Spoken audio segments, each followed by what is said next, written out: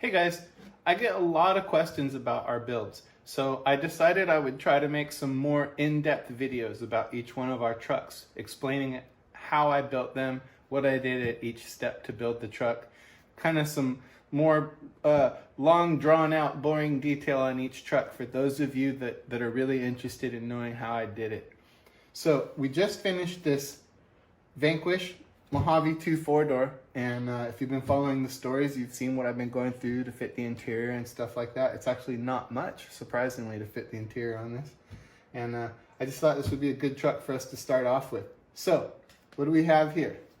We have a Vanquish VS410 Pro. Tell because it's got straight axles on it. You can see here where I've lengthened the rear links just a little bit with some Revo rod ends, and I've done other videos about that. But that got me out to about a 12.6 inch wheelbase to fill up that rear wheel well a little bit better. See where I'm lined up in the front here? Just right. And that extra rod end on here gave me a little bit of extra length in the back here to where I like the way that's sitting. This is a Duplicolor paint. It's a Ford blue paint. It's an engine paint. There's no primer on here. I sanded this with 400 grit sandpaper a little bit, and then I took some 00 grit steel wool and scuffed it all up, and then I sprayed the Duplicolor engine paint straight on here.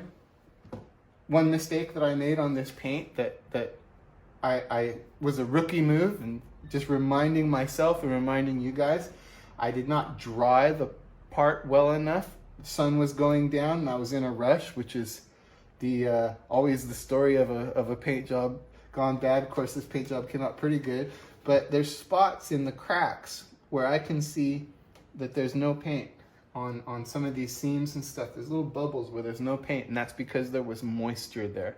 And if I had given it a little bit more time to dry or hit it with a hair dryer or something, I wouldn't have had that issue. But otherwise, I'm pretty happy with the paint job on this. Back here you can see where I cut these openings for the rear shock towers. That's something that you have to do on most of our kits. I cut these openings in the wrong spot at first because I had the shock towers up here, and that was before I put those longer rod ends on and decided to extend it back. So I'm thinking about putting a little toolbox back there or something to hide all that, and I can put some ice chests or whatever to hide these shock towers back here. Went ahead and painted the back window solid from the inside so it looks like a limo tent. These are some of the stripes that come in the kit with the Mojave. This is some paint that I put on these turn signals with a Sharpie.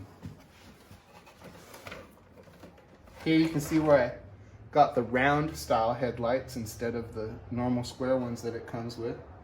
And as you can see here, I'm running a full interior. I was actually a little bit surprised.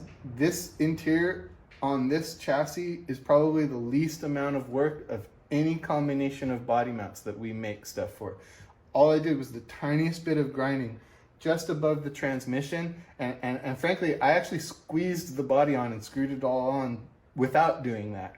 But I decided it was a little bit tight, so I went in and I grinded underneath the seat there in the center, and that made a little bit of room for the transmission there, and that was it. Other than that, there's the entire interior in there.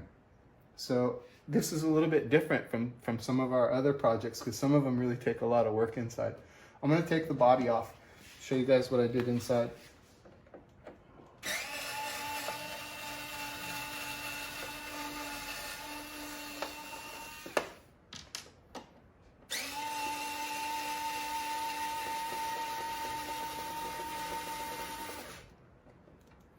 Get one of these.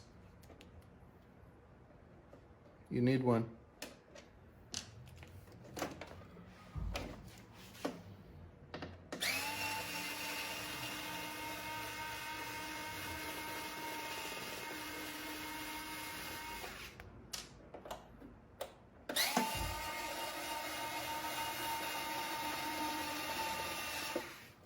So this truck's a little different in a few ways for me. This is my first Vanquish complete chassis.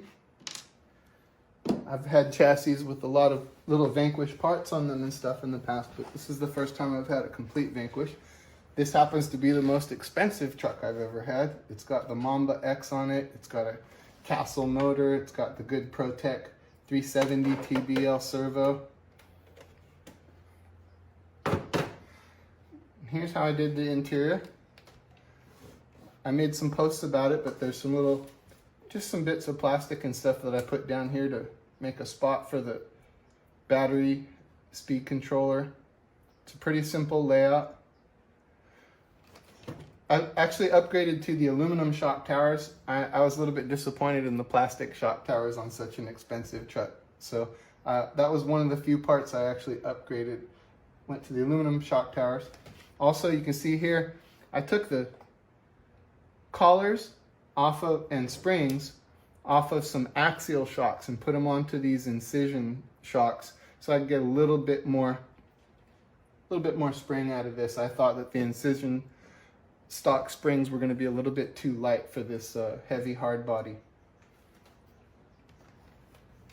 Here's our mounts. You can see the bed mount here mounted on the gas tank here. You just take these 2 screws out of the back of the gas tank, put our mount on here.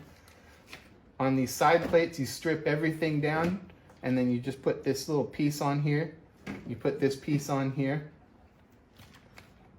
And those have stainless steel inserts in them. And that's how you mount the body on there. I'm trying to think if there's anything else I need to tell you guys about this, but that mostly covers it. You can see it's got a set of Method wheels on it and some good tires, and there's a Castle motor up under there and Mamba X speed controller. I went ahead and got that all set up. I couldn't find my Castle link, so I did it all manually, but it seems like it's going to be just fine. And that's it. Can't think of anything else to tell you about this truck. Let me know in the comments if you guys got any questions, and I'll try to help you out. But there's the full interior in there. Let me show you where I grinded. That's all I did. Grinded a little bit here and a little bit here. I actually grinded more than I needed to right there. You can see a little bit of daylight, but you can't tell when the body's on there. And that's it. I think this might turn out to be one of my favorite trucks, which is a good thing because it's not a cheap truck. But it feels really solid. There's no flex to this Vanquish frame at all. It's got these beautiful aluminum axles. It feels really solid and planted. I put some lead weights here on this side to match the weight of this battery. I actually weighed the battery and weighed the speed controller and made sure that this was going to have a pretty good even balance. That's my new Vanquish. Hope you guys enjoy it. Let me know if you have questions. I'm going to do some videos like this for the other trucks too.